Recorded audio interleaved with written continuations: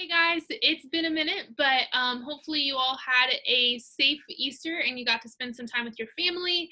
And hopefully you guys took some time over this spring break to just chill and relax and kind of unplug and take some time to do some new things. So I just want to talk to you guys about a couple things really quick, and make sure you watch to the end of this video because there is going to be your assignment for the week that I'm going to explain on the video. So the first thing that I want to talk to you guys about is I know I have been in communication with quite a few of you, and you all have told me that you are like stressed to the max, that this whole work from home thing, learn from home thing is just not your vibe, and that you're really kind of struggling with it. So I've kind of developed two different things. I've talked to some of my friends who work from home on the regular, and developed a couple strategies that I want to share with you just so maybe you can keep a little bit more sanity as we keep going with this. So the first thing is to set up like a work space. So that's my first tip for you, I guess. So when you wake up in the morning, don't just check your phone and start doing your Google Classroom from your bed. Don't sit on the couch all day and be watching Netflix while you're working. I know I do that on the weekends a lot when we're like in regular school schedule. But for this, what that's going to do psychologically is make it really hard for your head to separate my relaxing time and my work time. So if you're doing all of your homework in your bed, then when it's time to go to sleep, it's really hard to make that mental separation between time to sleep and time to work. So this is my workspace.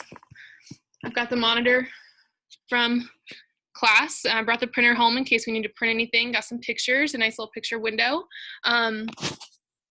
So this is a space that used to be our old playroom when I was little, and just kind of set it up so that I'm here when I need to be productive, and when I'm done working for the day, I can go into the living room, I can go upstairs, and kind of transition to that part of my day.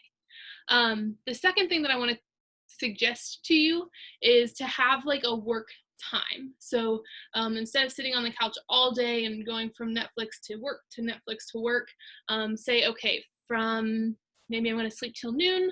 So from 1 to 4, I'm going to work on schoolwork. Maybe you don't want to set an exact schedule like that. So you're going to say, for 4 hours a day, I'm going to set aside, I'm going to go to my productive space and I'm going to work on schoolwork. And when I'm there, I'm going to look at what's due. I'm going to take what's due tonight and I'm going to do that first. And then second on my priority list is going to be I'm going to do what's due tomorrow. And that way you make sure you're getting things done. But when that productive time is over, you shut everything off and go to your relax space. So that way you're not totally just overwhelming your stuff with school stuff all the time. So hopefully those kind of help you a little bit, and give you a little bit of an idea of how to make this work, because I think we're going to be in this obviously at least until May 4th, so a little bit longer. What I want to do today is I'm just going to tell you I have just a short kind of coming off the spring break assignment that I'd like for you guys to do sometime this week. I'm going to give you until this time next week to complete it, so it's not anything to rush about. Give you time to work it into that priority list. So hopefully you all are taking some time. I know this is weird and a lot of you are giving up things that you love. You're not getting your sports seasons or some other things like that. But I hope you're seeing this as like a little bit, there's a silver lining, and that you're spending some time with your loved ones that you share a roof with, and you are taking some time to slow down and do things that make you happy, now that our schedule has kind of reduced. So what I want you guys to do this week, I'm going to give you just a short assignment. It's going to be a video assignment though, is I want for you to spend some time with somebody in your home, and I want for you to learn something from them. So a large piece of ag class is hopefully learning life skills, right? Learning things that you're going to use in the real world. And so a lot of times we can learn those things outside of the classroom too. So I want you to find someone in your home that you can learn some sort of life skill from. Maybe that means you're going to help cook dinner one night and you're going to broil chicken, and that's something you've never done before, something that when you're older you might be calling mom and be like, how do I broil a chicken? Or you're going to go out and help your brother change the oil in his car, or you're going to help dad rewire an outlet in your house that's on the honey-do list, right? So you're just going to help with one of those tasks. Maybe it's tax season Maybe you're going to help your parents file taxes if they do that themselves, or you're going to sit with them while they do it, and you're going to learn what that process looks like. So finding something in your home that you can learn how to do that's going to benefit you, that you're going to need to do later in life. Maybe it's just mowing the grass, right?